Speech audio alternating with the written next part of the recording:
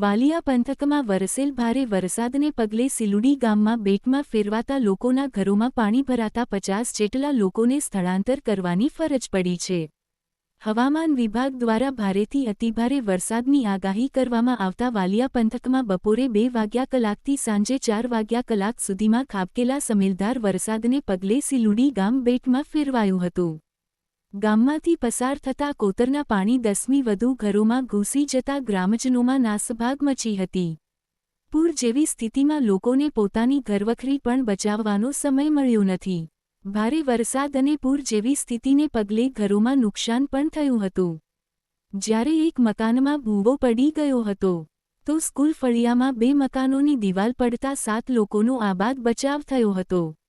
પરિવારે દિવ્યાંગ વૃદ્ધાને બચાવી લીધી હતી।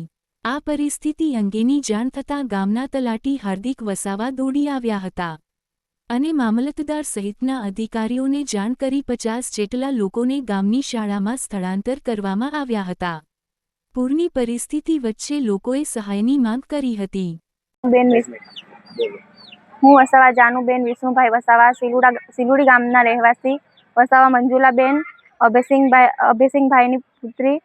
અમારા ઘરમાં વરસાદ પડતા આટલું બધું પાણી વધારે ભરાઈ જતા અમે પાણી કાઢતા સામાન અડધો આમ મૂકે કે તેમ મૂકે એમ સમજ ના પડતા પાણી કાઢવા જતા અડધી દિવાલ તૂટી પડતા દાદીને બચાવીએ કે પછી અમે સામાન આમ તેમ લઈ જઈએ ખબર ના પડતા આટલું બધું નુકસાન થયું તો અમે એટલી આશા રાખીએ કે અમારું ઘર બની જાય અને અમને સરકાર તરફથી સહાય મળે।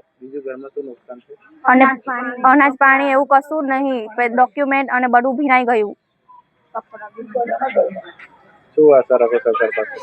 અમે સરકાર તરફથી એટલી આશા રાખીએ કે અમને અમારું બસ જીવનની જરૂરિયાત આમ નુકસાન થયું એ મળી જાય।